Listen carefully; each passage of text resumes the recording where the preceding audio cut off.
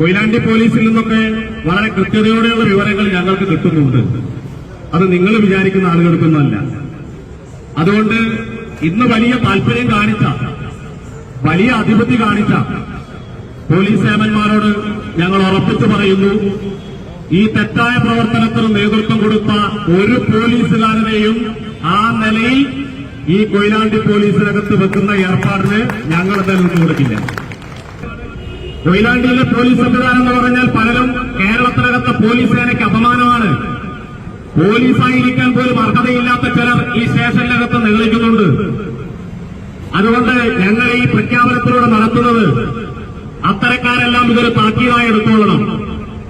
എന്തുതരം തോന്നിവാസവും കൊയിലാണ്ടി പോലീസ് സ്റ്റേഷനകത്ത് നടത്തിക്കളയാം എന്ന വെല്ലുവിളിയൊന്നും നിങ്ങൾക്ക് വേണ്ട. അതൊക്കെ UDF-ന്റെ കാലത്ത് അന്നും ഞങ്ങളോട് നടന്നിട്ടില്ല.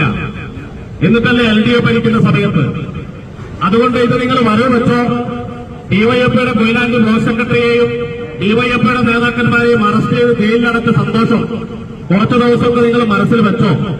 അത് അധികകാലമൊന്നും നീണ്ടു നിൽക്കാൻ പോകുന്നില്ല എന്ന കൃത്യമായി ഞങ്ങൾ ഈ പൊതുയോഗത്തിനകത്ത് പ്രഖ്യാപിക്കുകയാണ്.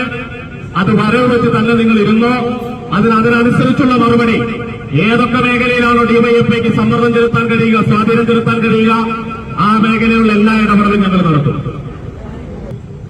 നമ്മുടെ പ്രദേശത്തിനകത്ത് ഏറ്റവും കൂടുതൽ ലഹരി സംവിധാനങ്ങൾ കൈകാര്യം ചെയ്യുന്നതിൽ, അതിന്റെ കാരിയർമാരായി നിൽക്കുന്നതിൽ ബസ്സിലെ കണ്ടക്ടർമാരും മറ്റുള്ളവരുണ്ട്. ഇനി നിങ്ങൾ എന്ത് കോർഡിനേഷൻ വന്നാലും ഞങ്ങൾ കടക്കാം.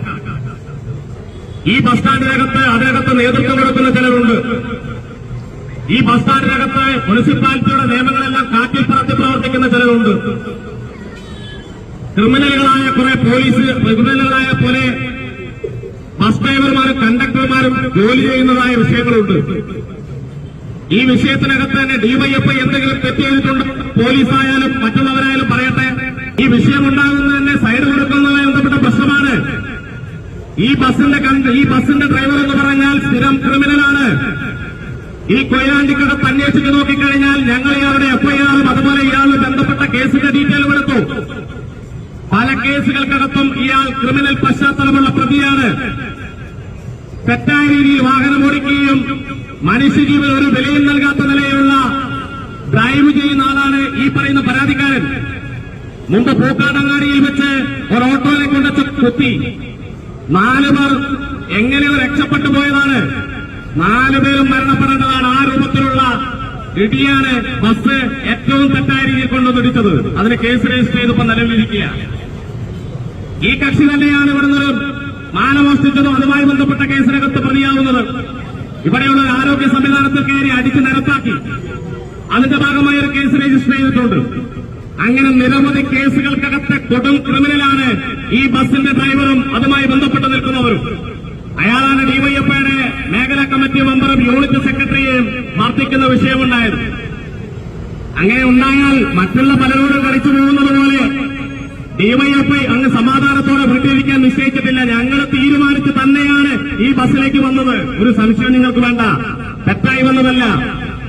ഡിവൈഎഫ്ഐയുടെ ജില്ലാ നേതൃത്വമായാലും ബ്ലോക്ക് നേതൃത്വമായാലും ഇത് സംസാരിക്കണമെന്ന് ആവശ്യപ്പെട്ടിട്ടുണ്ട്. ബസ്സുകാരുടെയും അതുപോലെ തോന്നിവാസത്തിന് നിന്ന് കൊടുക്കാൻ വേറെ ആളെ നിങ്ങൾക്ക് കിട്ടിയായിരിക്കും. പക്ഷെ ഡിവൈഎഫ്ഐക്കാരെ അതിൽ പെടുത്തണ്ട. ഞങ്ങൾ പറഞ്ഞതിന്റെ അടിസ്ഥാനത്തിൽ തന്നെയാണ് നിങ്ങളോട് ചോദിക്കാൻ വന്നത്. നിങ്ങൾ എന്താ ചെയ്യുന്നത്? ഇവിടുന്ന് ബസ് ലോക്കാക്കി ബസ്സെടുത്ത് വിട്ടു. ബസ്സെടുത്ത് വിട്ടാൽ നിങ്ങൾ എങ്ങോട്ടാ പോകുന്നത്? അറബിക്കടൽ കൊണ്ട് താത്താനാണ്. നിങ്ങൾ ഈ കൊയിലാണ്ടിയായാലും കേരളത്തിനകത്ത് ഏത് മുക്കിൽ മൂലയിൽ പോയി ഒഴിച്ചാലും ഡിവൈഎഫ്ഐക്കാർ നിങ്ങളെ കൈകാര്യം ചെയ്യണം തീരുമാനിച്ചിട്ടുണ്ടെങ്കിൽ എവിടെയാണോ നിങ്ങളുള്ളത് അവിടെ വന്ന് കൈകാര്യം ചെയ്യും. നിങ്ങൾ ഇവിടെ നടത്തുന്ന പ്രവർത്തനങ്ങളുണ്ടല്ലോ, കുറെ മയക്കുമരുന്നുമായി ബന്ധപ്പെട്ട പ്രവർത്തനങ്ങളുണ്ടല്ലോ. ഇനി ഓരോ ദിവസമടക്കം നമുക്ക് നോക്കാം എത്രത്തോളം നിങ്ങൾക്ക് ഏറ്റുമുട്ടിപ്പോകാമെന്ന് കാണാം. എല്ലാ ദിവസവും പോലീസിന്റെ സംരക്ഷണവും നിങ്ങൾക്ക് ഉണ്ടാവില്ല.